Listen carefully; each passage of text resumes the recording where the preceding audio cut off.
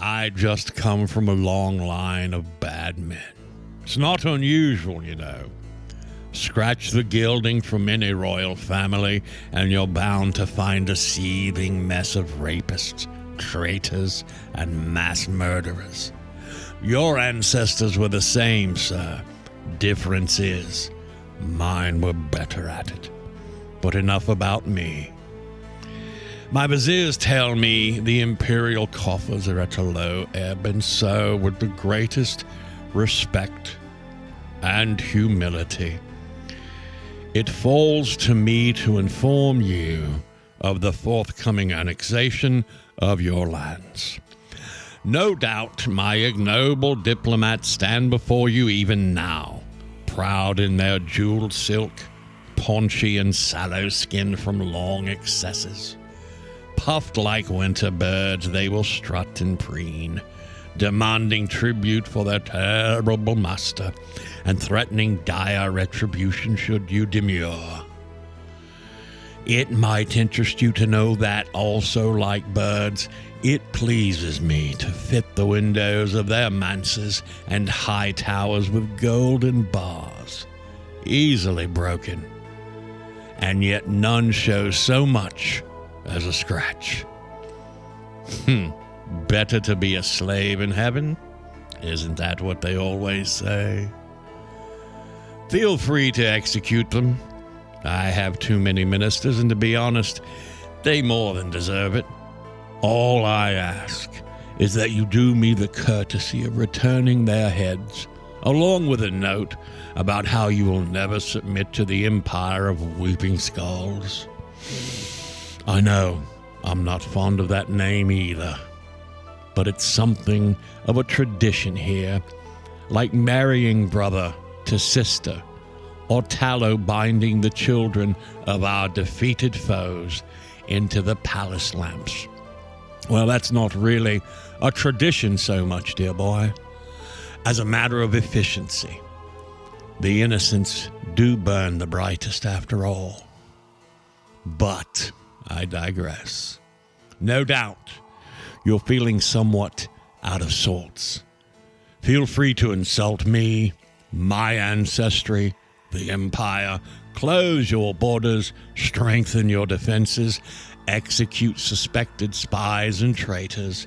I can give you the names of more than a few. Even send heroes to defeat me. Really, a very good assassination attempt would take a lot of the pressure off, don't you think? And don't worry, I'll make sure to have a few of your loved ones killed to put us on even footing. My armies have been gathering for years, but I think you'll agree, these things flow so much better with some manner of inciting incident. Speaking of my armies, and you're going to love this, sir. Remember noble Uliashtai? Ranks of tall, grim warriors, high helms and shields bearing the sigil of the Grey Tower. How many generations did they stand alone like a sea cliff against the breaking tide of imperial dominion? Proud men and women, how it cut them to beg you on their knees for aid, and I understand your reluctance. You had your own problems, sir. Rebels, bandits, pretenders, a wild tangle of impatient heirs plotting your death. The Empire was a distant bogeyman, a threat for another day, another generation. You've probably forgotten all about Uliashtai. Well, they have not forgotten you. Their warriors fight just as well for the Weeping Skull as they did against me. Better even, now that I've given them health care and retirement options. I know it's not really my place to give advice, but have you considered allying against me?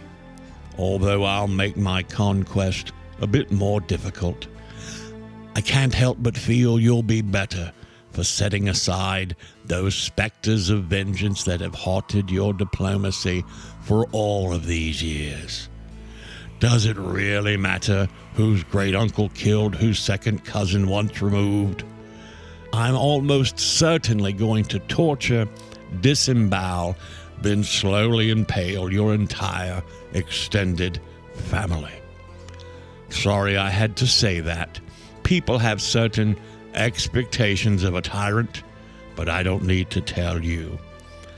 Don't surrender, sir, unless you really mean it. I much prefer the honesty of agonized screams to horrified deference. I could promise you wealth, power, glory beyond your most reasonable dreams. But we both know that you won't sway that way. Even if it did, I wouldn't really want someone so easily purchased, would you? In fact, I'm a bit curious as to why you're still reading this. I would think we're far past the point any noble ruler would have cast this parchment away in disgust and ordered their best armor aired out. Well, go on. I've got a whole footnote set aside for you in the Imperial Histories. I'll try to see to it that this particular page is inscribed on your flensed skin, but I'm not making any promises. Still, it's the least I can do in exchange for the generous gift of a nice long moment of your time.